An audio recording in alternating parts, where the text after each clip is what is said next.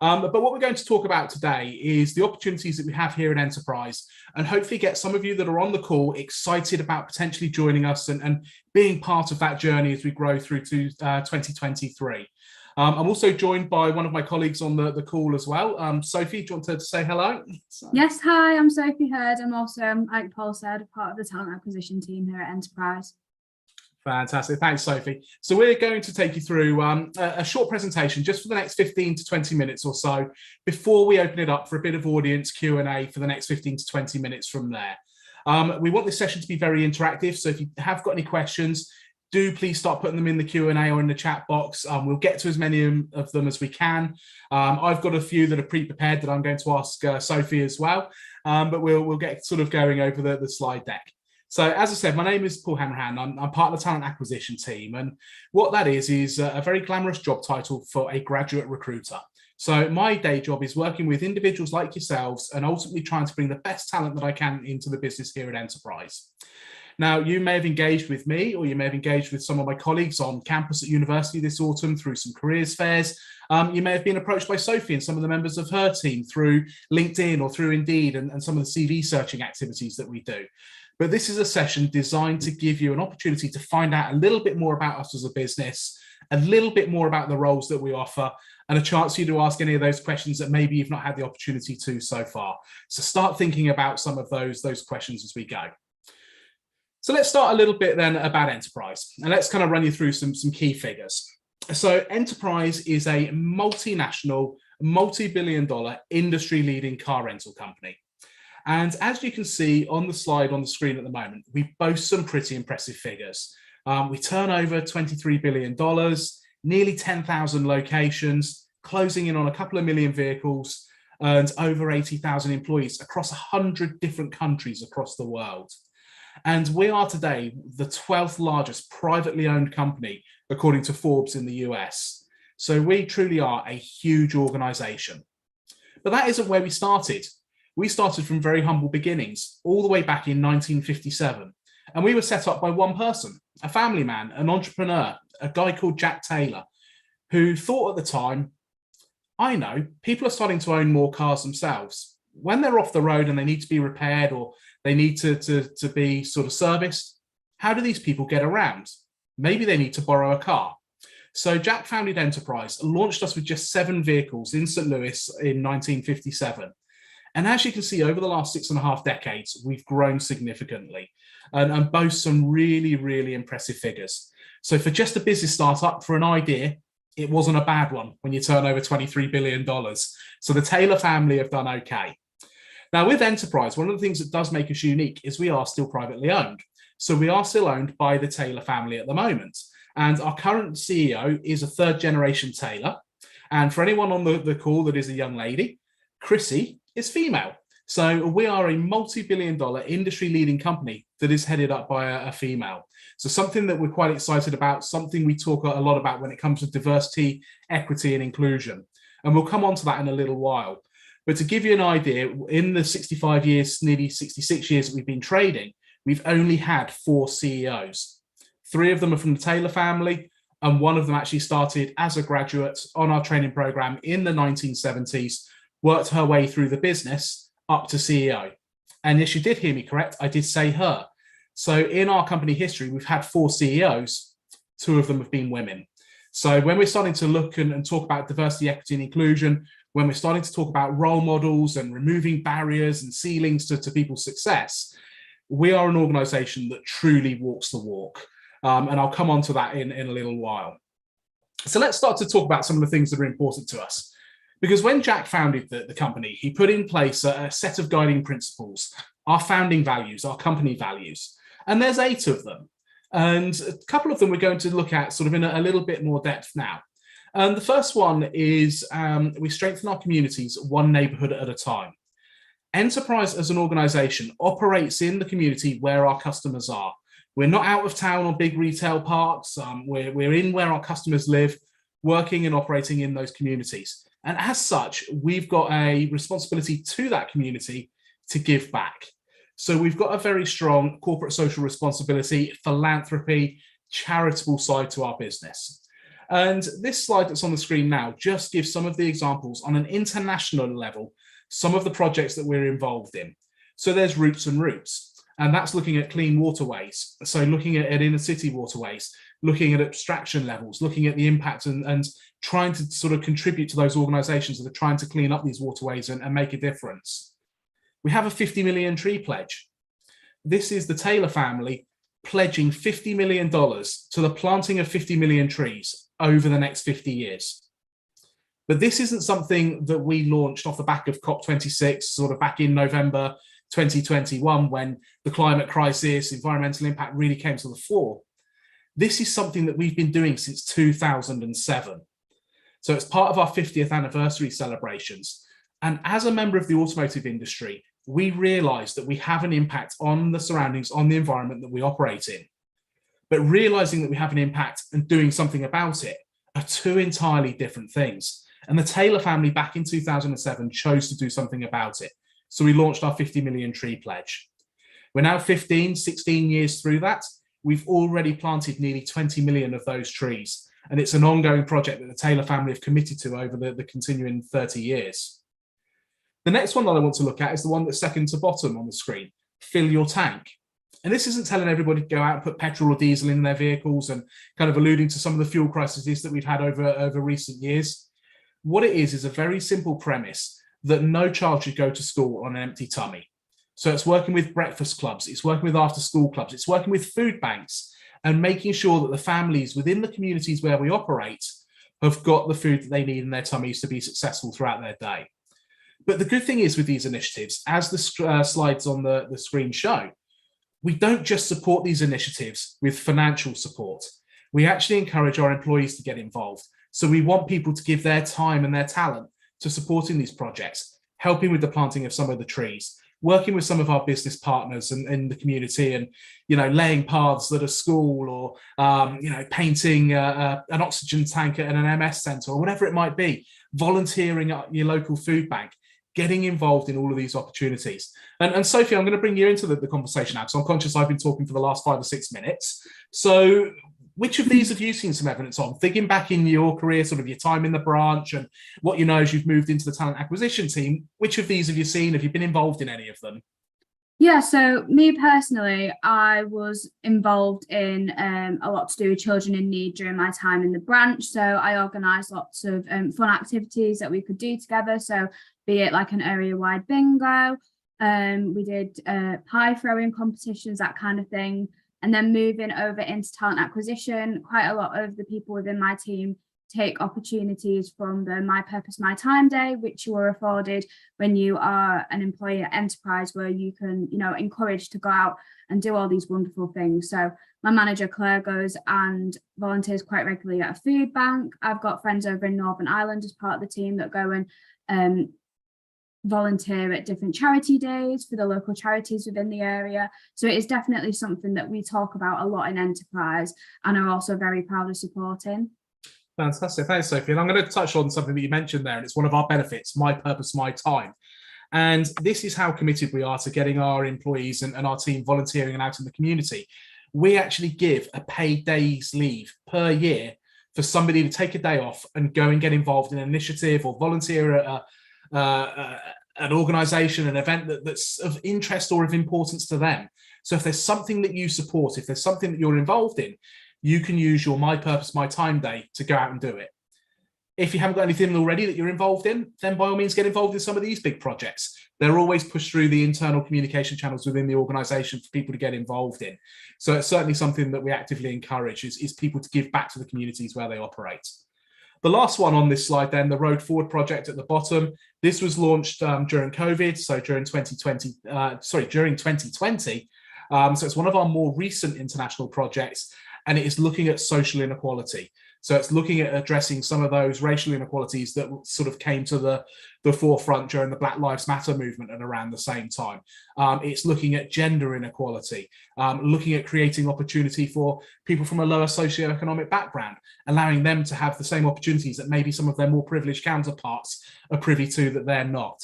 So again, we're doing lots around different organisations, supporting different companies, partnering with different companies to try and make a difference to any of those marginalized or groups of individuals that perhaps feel that they are not at the same sort of table or the same playing field as some of the others. So absolutely, CSR, philanthropy, and charitable initiatives are core to what we do.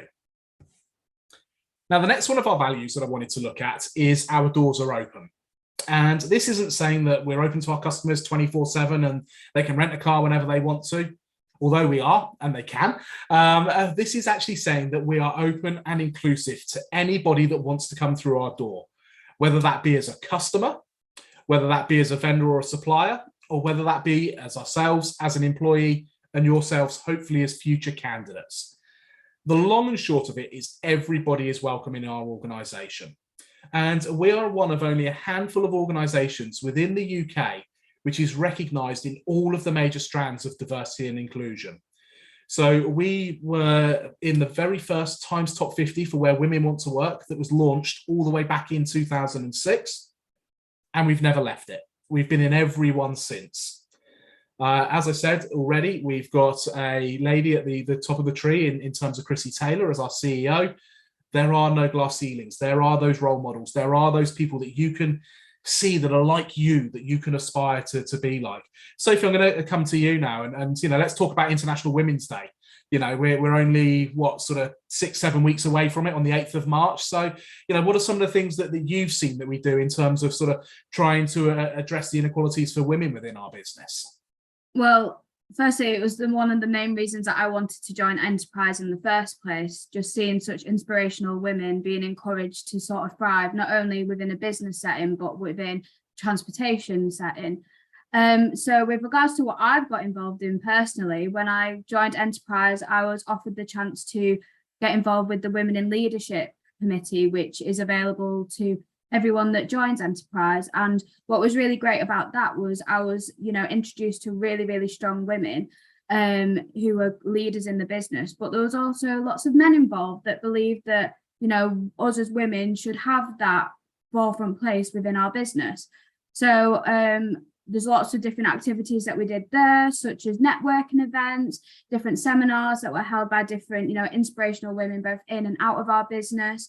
And then on the lead up to International Women's Day, we also do a lot of virtual events. So we're speaking to great people like future candidates, such as the people on this call, going into universities, talking about what we're doing. Me personally, I'm going back to my old uni as part of International Women's Day to talk about Enterprise, to talk about women in business with the Women's Network that's at my university. So we're all very, very involved with that sort of women in leadership community, which is great. I love it. Brilliant. Thanks, Soph. And next one along then, the Social Mobility Employers Index. We are not just in the top 75, but we are in the top 10. And this one is particularly sort of important to me. And Sophie's mentioned about sort of the gender and what we do for women. I came from a low socioeconomic background. I was a first generation university goer. I grew up on a council estate in Bournemouth. I didn't have that strong role model, those people that I could ask, what do you say in an interview? What do you wear for an interview? Is it okay to wear a cartoon tie to an interview? And for any of you that are on the call that are wondering today what the answer to that is, the answer is absolutely not. No, do not wear a cartoon tie to an interview.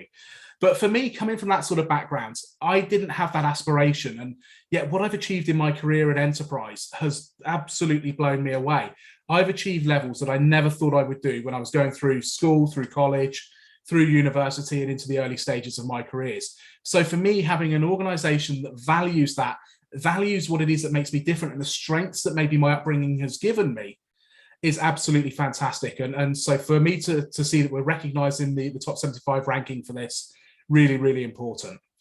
The next one over then is the Stonewall Top 100, and we are a partner of Stonewall's. We're recognised in their top 100 in terms of how we support and are open and inclusive to LGBTQ plus employees as well. So creating lots of opportunity for people to be their authentic selves, to be able to be who they are and be true to themselves and not having to worry about being somebody that they're not when they're at work. We're a disability confident leader. So it means that we are fully aware of what we need to do to make adjustments, to make accommodations, to allow people to perform at their best, both in the interview process, but also in the role once they get into the business as well. And we've got a number of our employees in the talent acquisition team and in our hiring management team that have been through the accreditation to understand what they need to do. And the way that we do make our accommodations and our adjustments is very much an assumptive adjustment. So we assume that we are going to need to make some adjustments for some people. We assume that we're going to need to have some best practice in place that allow people to participate in our process, so that then when people do say, well, actually, I need this or I need something different, we've already said, well, that's not a problem. We can deal with that. We've got that set up. This is how it works. That's not a problem. It's covered.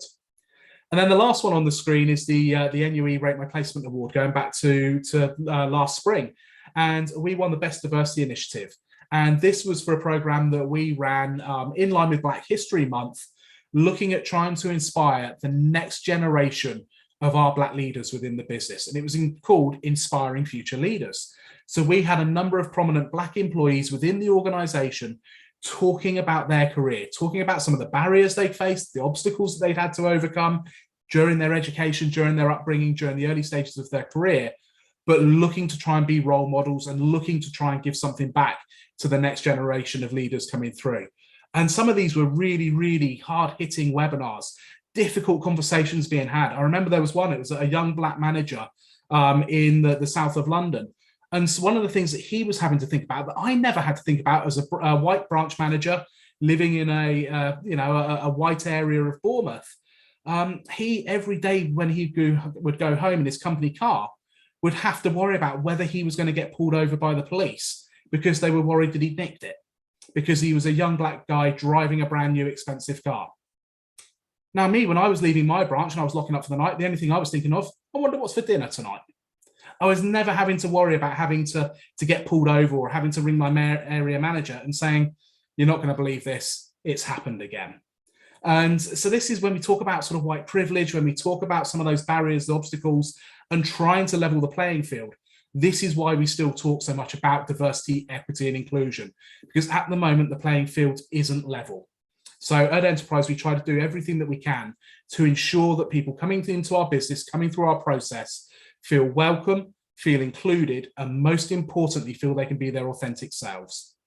And the easiest way to think about it is it really doesn't matter whether you're male or female, Black or white, gay or straight, privileged from a less privileged background, able, less able physically, whatever it might be, you are welcome to apply to Enterprise and hopefully join our business. Okay, so that's enough about Enterprise. I want to spend the next sort of 5 minutes or so just talking a little bit about our actual graduate and placement programs that we have to offer, because ultimately the purpose of this call is a call to action. I want those of you that are on this call, and I can see we've got a good number of people that are on the participant screen, I want you to, off the back of this, apply to Enterprise. So go through some of the links that you've been sent through my team or through some of the connections that you've made on campus. Go to careers.enterprise.co.uk and complete your online application and get yourself in the bucket with us. Because hopefully when you're doing that, you're going to be then in the process to join a great organisation. We are a Times Top 100 graduate employer. We are in the Guardian Top 300. We are in the Rate My Placement Top 100. So as you begin your job search, you are going to come across us in all of these listings. And what we offer is we offer a management training program. And there's a number of different routes into this. You can come in at graduate level. So that is coming in ready to start your career at Graduate Management Trainee. You can come in at placement level. So take that 12 months industrial placement, that gap year out of university, work through the training program and go back to university and finish your final year, and then hopefully come back to us as a full-time employee. Or you can join us as a summer placement on a 90-day internship where you come in and it's kind of almost like a 90-day interview. You know, it's a chance for you to try before you buy and see what we do and kind of go from there as well. So lots and lots of ways into the business. And at the moment, despite some of the challenges that we're seeing in the economy and the talk of downturn and recession and these sorts of things, Enterprise is growing. And at the end of December last year, we've made a commitment and we've put it all through our social channels that we are looking to hire 2,000 new graduate and placement students across our organisation across 2023. And that breaks out to around about 1,400 graduates, about 450 placement students, and about 150 into sort of our more ad hoc specialist roles that we do offer within our European head office, within our European contact centre, with some of our other business divisions like our Flexi Rent commercial division. So we're committed to hiring 2,000 people this year in a recession. And that is to fuel growth. And as the slide shows here, what we look to do is we look to bring people in and teach them and train them how our business operates. They make our customers happy, and our customers come back. They spend more money with us. They tell other people. And when that happens, we start to grow. When we grow, we open more branches. And as part of our 2,000 hiring plan this year, we have also committed to the opening of 25 new locations across the UK as well. These are new locations that we're opening, not locations that we're renovating or moving or relocating. 25 new branches are going to be opened during this calendar year. And then with those people that have helped us to grow and have brought us that success and enabled us to open those new branches, they get promoted to assistant manager, to branch manager, and the whole wheel starts again. We bring new people into the business, we develop them and kind of go from there. So lots and lots of opportunity. And what I'm going to talk about now is some of the skills that we look for here at Enterprise. And I'm going to bring Sophie into the conversation as we go through this part as well. And one of the first skills that we look for is strong communication. You are going to get exposure to lots and lots of different customers, lots of people from every walk of life renting and needing our services. So you need to be able to communicate. You need to be able to adapt your communication and be able to speak to them. Whether that is a CEO of a business who is investigating their car usage needs. Could they use our vehicles instead of fleet vehicles or owning their own vehicles? Or are you going to be serving someone like my 70-year-old mum who's had the same vehicle for the last 15 years and is terrified of going into something different? So you need to sort of make them feel at ease and need to speak to them about how the vehicle operates and sort of what they need to do in terms of sort of letting the electronic handbrake off and things like that. We're looking for amazing customer service people. Okay, what I say with Enterprise, the way our graduate program works, we hire exceptional customer service people and we train them in everything else. We teach them to sell, we teach them to run a business, we teach them to lead a team, we teach them to know how to go out into the marketplace and to grow the business and bring new accounts on board. So we do look for good customer service people. So that's people from a retail background, a hospitality background, people that have worked in the service industry, in a contact center, whatever it might be. So Sophie, I'm going to come to you. What was your background prior to joining Enterprise? What did you do sort of during university, post-university? What's your background coming in? So I actually started off when I was around 14, just volunteering in different charity shops, and then as soon as I got to around the age that I was going to sixth form college, I worked at TK Maxx, and I worked there all the way through my time at uni as well, just to support my income. But I was really passionate about customer service, treating everyone like how I'd want my grandma to be treated, or my mum to be treated, or my, anyone close to my family. And that's why I was drawn to Enterprise in the first place, because of our really strong customer service ethic. Yeah, fantastic, brilliant. So you certainly, one thing's for sure, haven't come from a massive management background, running multi-million-pound projects, leading teams of 50 people or anything like that. You've come from a bit of retail customer service and that side of things. So fantastic, good, excellent. So next one that we look for and that we sort of train a lot in is time management. Okay, so we will teach you to be efficient, to be able to run a branch, to meet people's needs, to balance and handle lots and lots of different things along the way. So we will really help and support you develop those time management skills that maybe you've started to develop whilst in your time at university. Obviously, we are going to develop your leadership skills. I've just mentioned there that Sophie wasn't a manager pre-coming into Enterprise. Sophie's had to learn how to lead, has had to learn how to develop, has had to learn how to get the best out of a team. So, Sophie, I'm going to come back to you again. When you were asked that leadership question in our interview process, how did you get through that? What examples did you give of your experience of leadership? I think it's really important to draw upon your experiences, whether it be in university, whether it be in, your part-time job. You will always have that moment where you have been a leader. So for me, it was in university, being a leader on different projects, taking charge, delegating. I was also part of societies. I I was a social secretary, so organising events, leading events, and then just within work as well, there might have been a time where you've had to train someone that's new, that's come into the business. How have you been a leader then? How have you been that person that new person has been able to come to and ask questions? So that kind of thing, you'll always find something that you can talk about with leadership, because if you have customer service, you will have that leadership in there. Fantastic. That's brilliant. Thanks, Sophie. And yeah, it's interesting that you spoke about sort of societies and the extracurricular side of things as well. And that's a big thing for me. I grew up playing a lot of sports. I played football to a decent level. I still play cricket at the weekends. I've captained teams. I've managed teams. And certainly a lot of my people skills, my leadership skills, my communication skills have been from how I engage my teammates around me, how I get the best of the people or the best out of people in the middle of that sporting arena as well. So draw on those experiences that you've already got, because what we will do is take those existing skills and develop them further. And we will train you to be a leader and a manager within our organization. Okay, so next one that we're going to look at is that emotional intelligence. So you'll start to understand sort of really sort of where your skills are, where your strengths are, your weaknesses are, where you need those elements of development, understanding different people, cross-cultural awareness, all of these things, these skills you'll enhance whilst you're on our graduate management training program. You'll learn how to go out into the marketplace and how to grow, how to sell, how to actually bring new business into the organization, how to get customers to spend a little bit more money with us. So we're looking for people that have got that bit of sales aptitude about them. We're not looking for hardcore sales experience. We're not looking for people that have sold tens of thousands of pounds worth of products every month. What we're looking for is people that have got that ability to influence, that ability to persuade, to compromise, to negotiate, and just be brave enough to say to the customer, this is what we offer. Are you interested? Because I can teach you and I can train you the intricacies then of sales in terms of how you objection handle and the value of our products to our customers. But I just need you to have that conversation and to make that offer to them in the first place.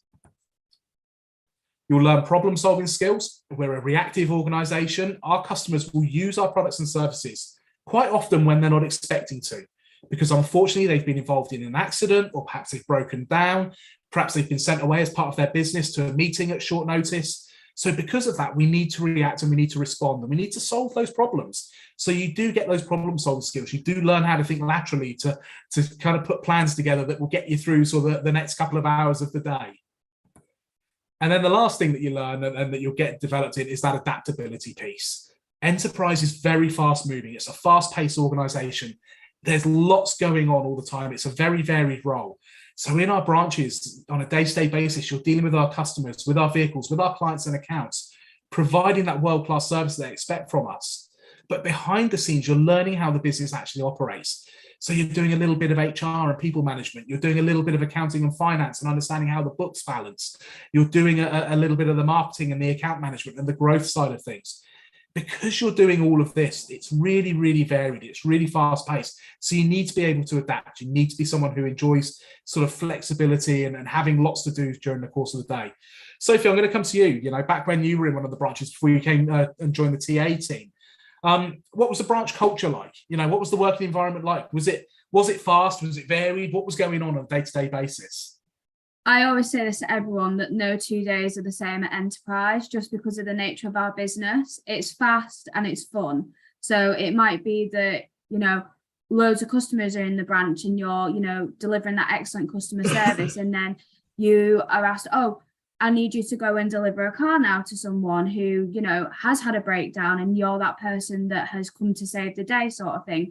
And it's about, once you are within that bubble and you have got all the sort of people around you to develop you and enhance your knowledge, that is where you get that adaptability, where, you know, you kind of just are able to go, yes, I can do that. Yes, I can do that. And just having that open mind and that positive mental attitude will really help you with that as well.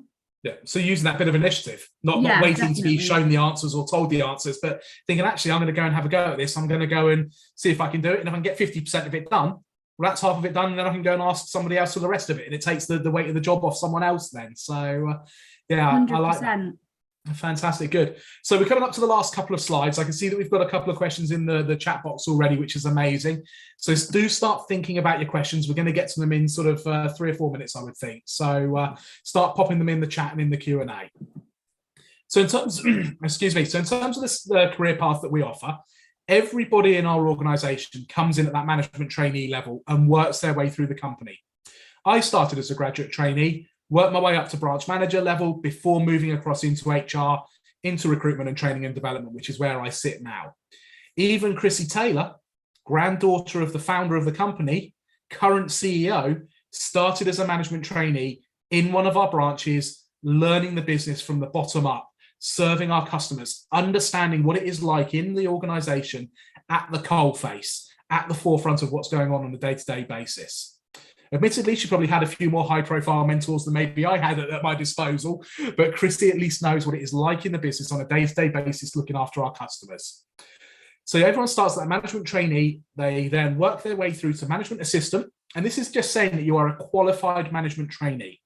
So when people join our organisation, we set a goal of 12 months to get the training programme finished. Our top performers will get through that programme in about 8 to 10 months. Those that get through it the quickest, like Sophie mentioned, are those that have got that can-do attitude, that are able to use a bit of initiative to go and find their own answers, that are brave enough to say to their manager, hey, I know we're busy, but you've not shown me anything for the last 2 weeks. Give me something different. Show me something to do. You know, what else is there? Give me something that I can get my teeth into. They're the type of people that get through the quickest. That management assistant role is just a stepping stone position. We don't want you to be an MA for any more than maybe 30 to 180 days tops. Assistant manager is the first real promotion on our career path. Time frame to get there is around about 12 to 18 months into your career. And that assistant manager is a really, really pivotal role in our branches. I refer to them as the quarterback of the branch because they're the person that is organising what's going on a day-to-day basis. They're running the plays. I need you to go and pick this customer up. I need you to go and sort this car out. I need you to go and have a cup of tea because you've not stopped for 2 or 3 hours and I need you to take a break. But they're the person that's organising everything, orchestrating what's going on a day-to-day basis. The next step then is that branch manager. Now that branch manager is responsible for that entire business unit. So everything from the customer service that it provides to developing their employees and succession planning and retaining their employees, to looking to grow the business and bring new accounts and new business on board and ensuring that they run that business profitably. So looking after revenue generation and cost control initiatives. From there, you then move up to area manager. So with that, you're looking after an area of different branches. So it could be 5, 6, 7, 8 branches within an area, a team in excess of 30 people, and looking after their well-being and the performance of that area. Group rental manager looks after a region, up to vice president, general manager looking after an area of the actual country itself. So lots and lots of opportunity. But because we're such a large organisation, there is opportunity as you move through the business. Like I said, my career path, I got to branch manager, moved into HR, recruitment and training and development. Other people might move into a different area of the business. You may come in and find that you just love sales. So you move into a national sales manager role, an account manager role. Might be that you're a numbers person and that you move into our business management, our accounting and finance team. It could be that you want to get into PR, comms and marketing and move into that area. It might be that you go into an entirely different job role that doesn't even exist at the moment, that does in 12 to 18, 24 months time. You know, there's so much opportunity within our organisation for people to move around. Now, in terms of our recruitment process, it's a very simple, very streamlined process. We start with an online application. So as I've mentioned already, this is the call to action of this call. Get your online application completed. You can go to careers.enterprise.co.uk to do this. From there, you will have a virtual interview. Now, the good thing with this is there is no AI, there is no pre-recorded screening and telephone interviews or anything like that. Everything that you do through the process with Enterprise is with a real life person. So your online application is screened by a person, looking for potential, looking for an opportunity to keep you in the process and in the interviews with us. That virtual interview is a live virtual interview on Teams or on Zoom, whichever platform you're most comfortable with. So you can engage and have a two-way conversation with somebody, read body language, make eye contact, read those positive affirmations of nods of heads and smiles and all of these kind of things. You can ask questions, which is an amazing thing to do. And then the final stage in our process is the branch visit. This is an opportunity to go into one of our branches to meet the team that you're potentially going to be working with, to get a feel for the company culture, to see the role in action and see if it's as right for you as we're making sure that you're right for us. Okay, so really is a two-way process. And you'll have an interview with the hiring manager there as well. And hopefully off the back of that branch visit, you like us and we like you. We invite you in and we make that job offer to join our management training program. So Sophie, I'm going to come to you for the last time on this before we then move to the Q&A. How was your branch visit? You know, was it impactful? What did you see? Did it kind of set the right sort of tone for what you were looking for coming into the organisation? 100%. And I had such a brilliant experience just going into the branch, because it gives you something completely unique to other sort of interview processes. You get to meet the branch managers, the assistant managers, the management trainees, and they're all very open and willing to discuss their career so far, what they do on the day-to-day, and really get you excited about the different things that the branch is involved with. But on top of that, you get to meet an area manager. And I got to meet Hannah Denman, who still to this day is one of my biggest role models within enterprise. And it was so great to get to know her from the very beginning, get to build up that sort of rapport with her, and just see how the business works and what kind of way that I could make an impact on the business as well. But I absolutely loved it. It was so fun, and it was so great to meet, you know, people that you could potentially be working with as well before you accept a job offer. So it was great. Yeah, brilliant. Thanks, Sophie. Superb. So the last slide then that I'm going to show you before I stop my sharing and move to the Q&A, and thank you to those people that have started to put questions in the chat box already. That's amazing. We've got a few there to get to in a moment. But if you're interested in finding out more, and this has just been a very, very quick whistle-stop tour of Enterprise and what we do please connect with us on some of our social channels. You can find us on Instagram at Enterprise Rent-A-Car_careers_UK. You can find all of us on LinkedIn, and when I stop the share and put the chat box on, I will put my LinkedIn profile in the chat box for you in case any of you want to connect with me, and you can see what we're doing on a national or an international level. And the last one I want to point you in the direction of is our YouTube channel. And there is some phenomenal content on there from an employability, from an interviewing perspective. We have run so many webinars, so many events that have been recorded and shared, basically helping and telling people how to get through our recruitment process, from how to handle behavioral interview questions and using the STAR technique, to how to use your sports team, societies and extracurriculars to showcase your skills in an interview, right the way through to the different types of interview that you'll see along the way. Lots and lots of different things on there. So some really, really good content. I urge you to kind of engage with some of that.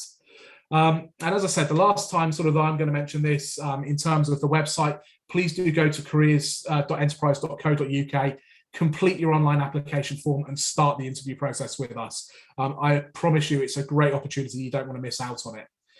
Now, one thing that you will see as kind of you go onto some of our socials is you will see that we are coming onto campus during February for our sort of massive spin and win Your Future campus tour. And this is something that we're doing with a number of universities where we're going to come in with a nice sort of shiny, sparkly game, chance to win some prizes, lots of employees from the business coming on to talk about their experiences as well. So have a little look at the campuses that we're visiting. Hopefully it's one near you. Do please come along, say hello, get involved, and you never know, you might even win the star prize as well, which I think is a significant amount of food vouchers for the food delivery companies that are out there. So lots and lots of prizes. There's other things like you could win to plant a tree as part of our 50 million tree project. There's going to be penny sweets and counter sweets and those sorts of things for those that are unlucky on the day as well. So lots of opportunity to win surprises. Come and engage with us on campus and find out a little bit more. But I will stop my share and I will get the Q&A box open, and we'll start sort of handling some of these. So I'll get through as many as I can, and sort of we'll go from there. So I can see that there's a couple on there that sort of should be sort of fairly easy ones to box off. So I'll deal with those first. So asking about driving license. So what I will say, Enterprise, we are, as you'd imagine, being a car rental company, requiring people to hold a driving license. We move our vehicles around, we pick our customers up. We do require people to have a full UK manual driving license unless they are unable to obtain one due to a disability, and in which case we can make accommodations. So I know that a number of people on here, I think Dara, Liam, have said that they currently hold an international license. You would need to get that sort of converted to a UK license before we are able to begin the recruitment process with you. It is one of the few key requirements that we do have. Okay, I'm just seeing sort of what other ones are on here. So, okay, I'll quickly do the international question as well. So in terms of international students, we are, because we're such a large organisation, able to look at sponsorship through the Tier 2 sponsorship scheme.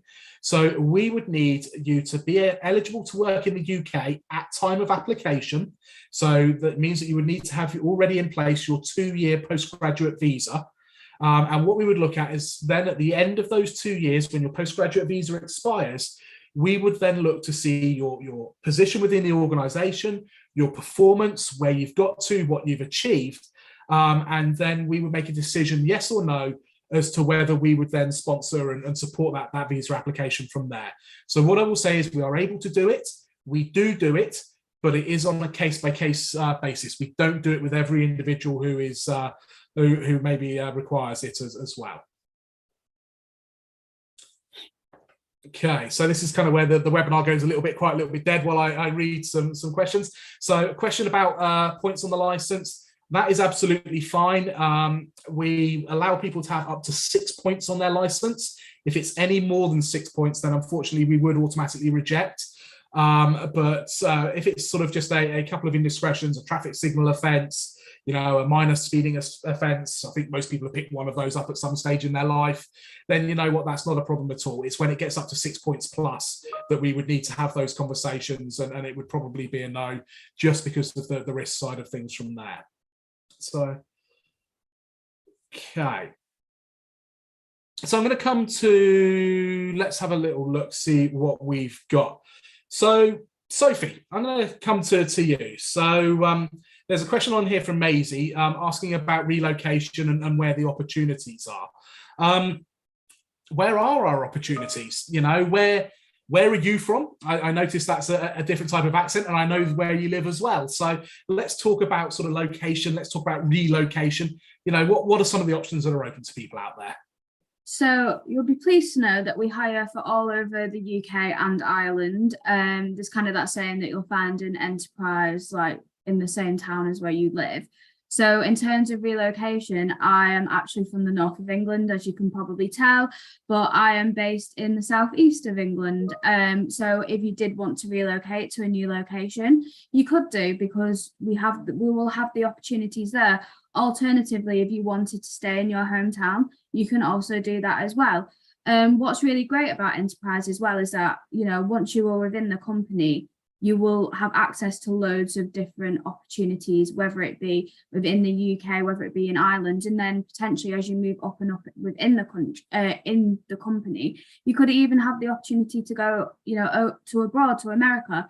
So there's loads of different opportunities out there, and they're available in loads of different locations. So my biggest advice is apply to where you would want to start and then take it from there.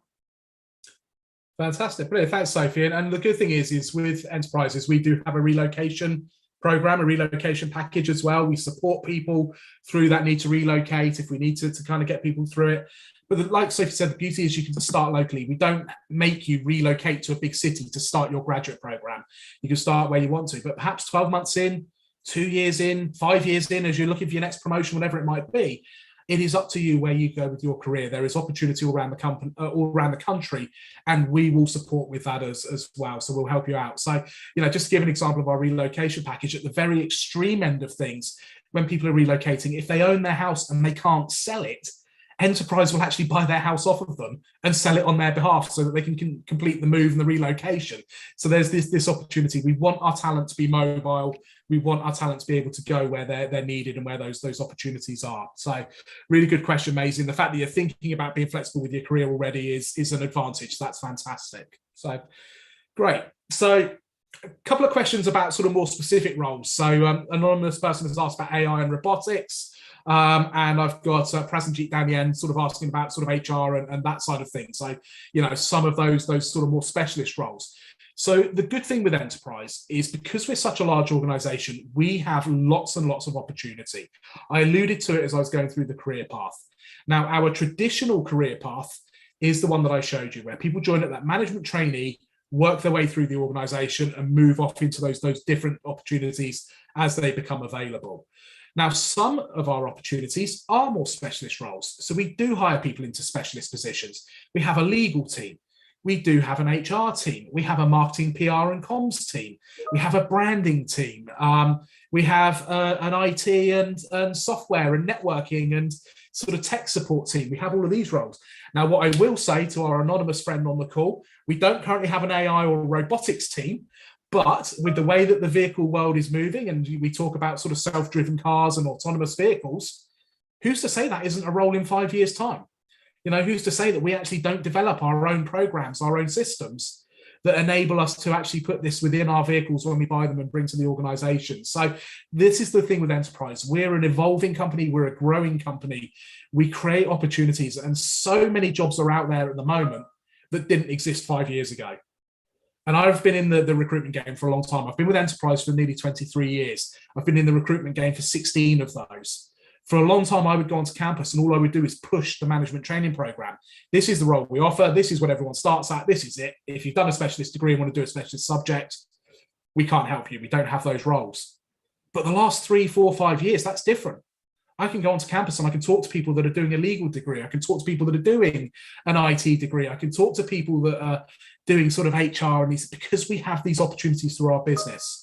For those of you that don't hold a driving license and don't have any intention of getting a driving license, we have remote working roles, home working roles, working with our European contact center, you know, supporting our customers through that sort of contact center, phone-based, email-based environment. So lots and lots of opportunity for those specialist roles. Sophie, you're in our sourcing team. Have you sourced for any sort of unique roles over the 12 months that you've been in the role? Anything that sort of sticks in your mind thinking, God, I never thought I'd be hiring for a role like that in a car rental company? Not personally. I do hire a lot of people that are in customer service roles within other bits of enterprise. However, I know recently that one of my colleagues have hired someone who's an architect.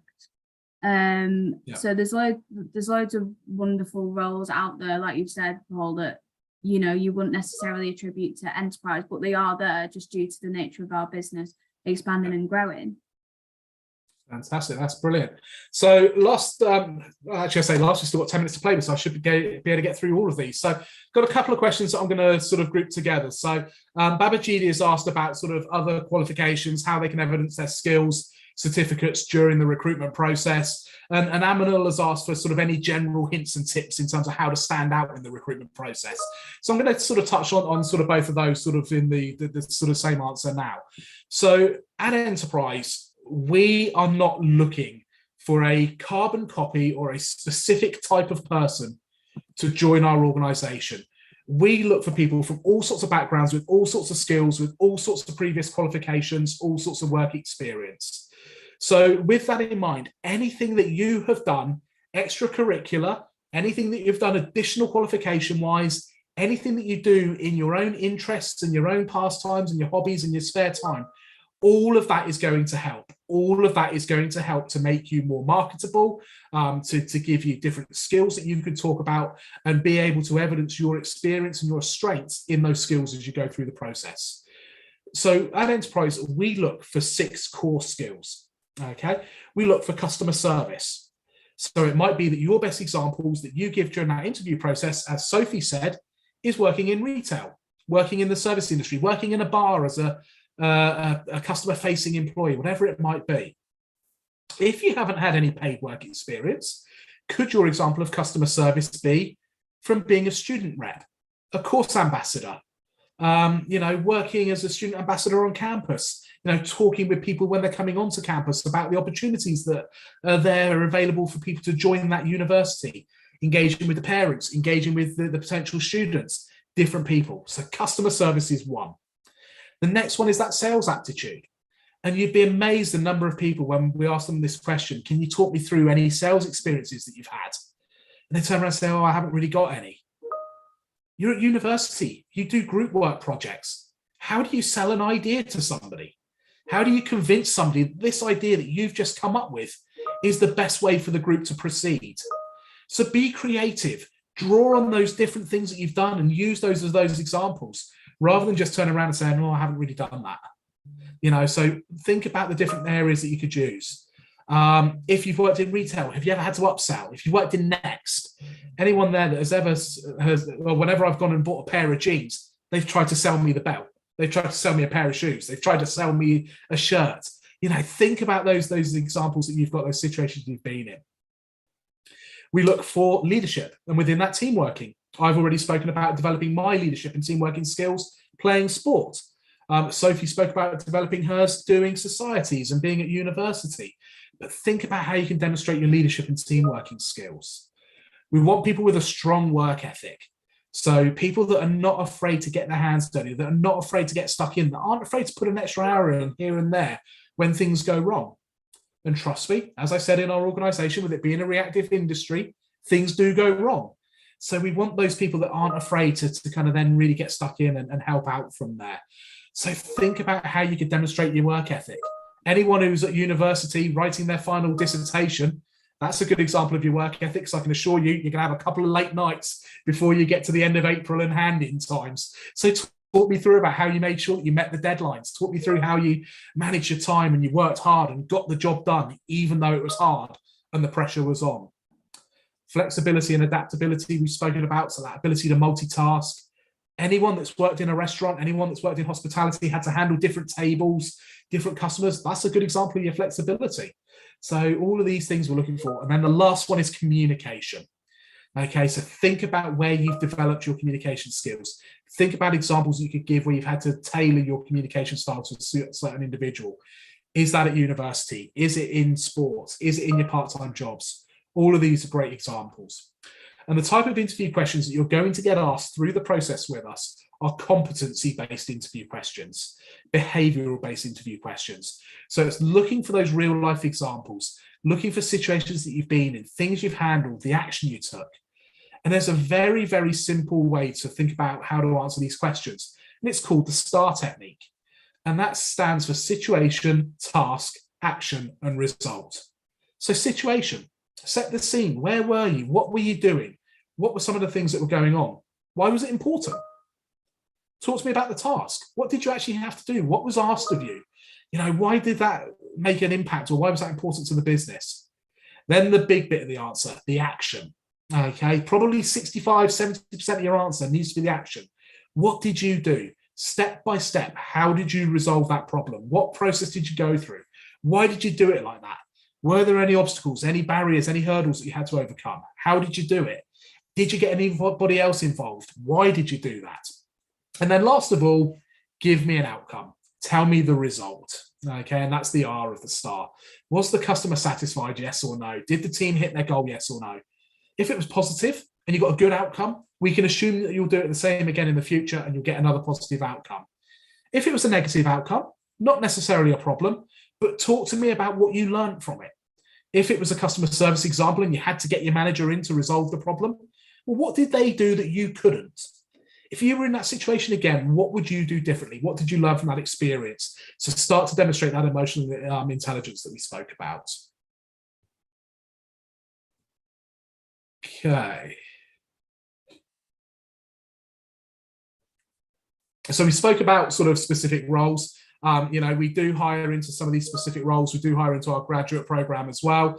The best way to find out sort of some of those specific roles, whether there's any data analyst roles. And funnily enough, I know we've just posted for a revenue management analyst for a placement position for 12 months. And that's currently live on our website at careers.enterprise.co.uk. So do please have a little look for some of those kind of more specific ones. I've touched on the driving license side of things. Yes, you are legally allowed to drive in the UK for 1 year on your international license. What we're not able to do as an organisation is actually do a background check on that driving license to check that you're not banned, or that you haven't got any points or endorsements, or that you haven't got any convictions or anything along those lines. So we do request that although you can drive legally in the UK on an international license for a year, you are not able to work for us on that international license. You would need to convert it to a full UK manual driving license at time of application. Okay, so a question about summer placement opportunities that are on there. So our summer placement opportunities, it is kind of the first 3 months of our management training program. Like I said, it's an opportunity to try before you buy. And with some of these roles, it may not necessarily be for that summer internship that the driving license is the full requirement, because we do actually hold some of these summer internships in our airport locations where driving isn't as much of an issue, and we are able to grant people that don't necessarily have the driving license. So again, take a look at those summer internship opportunities and see what the requirements are for them. But the bulk of our office-based roles are looking for those driving license. And I think that is pretty much all of the questions covered that are in the chat box. So I've talked about the specialist roles. You need to go and look to see if there's any of those online. Spoken about relocation. There's a question there about the, so SA has asked about sort of opportunities. Yes, we're recruiting in Wolverhampton, Birmingham, that sort of neck of the woods. Lots and lots of opportunity there. And then Shubnam, yes. So in terms of the driving license, yes, you would need to have your full UK license to actually apply, because one of the tick boxes on the application form is, do you hold a license? If you put no, unfortunately, you would get an automatic email through from our operating system that would say, unfortunately, you've not been successful on this occasion. So yes, we would need you to hold the full license at that stage. So I'm going to sort of wrap this call up. We've got a couple of minutes. I'm going to come to you, Sophie, for the kind of the final points. Let's go all the way back to when you joined Enterprise. Why did you join? What attracted you to us? What made you apply? You know, what made you say yes when that job offer was there? Enterprise is genuinely a really fun and lovely place to work, where, you know, management care about you. They want you to succeed. There's great progression and great opportunities, and kind of that reassurance that there is going to be those opportunities because we are consistently growing. And to just think about that, you know, I'm 2 years into my career almost, and seeing where I started then and where I am now, I could never imagine that I would have got this far in such a short space of time. So that really excites me, and will continue to excite me, because I can see myself working here for a very, very long time, because I came to Enterprise not for a job but for a career.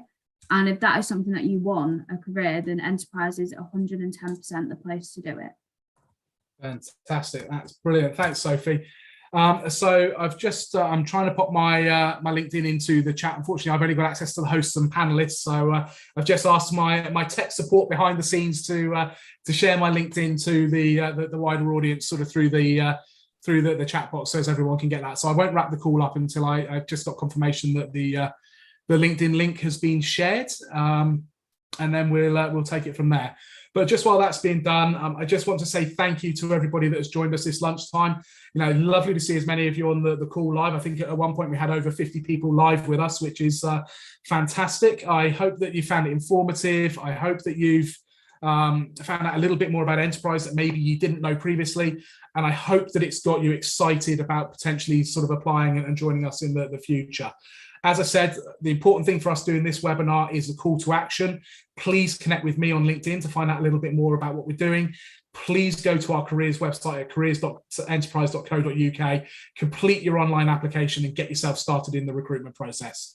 But otherwise, what is left for me to say is, Sophie, thank you so much for your time, for joining us on this lunchtime. Thank you for the people that have joined us live on the call. And thank you to Sam, my colleague in the background, who's been sort of dealing with all the tech side of things as well. And I wish you all the very best in your applications. Thank you very much. Thank you.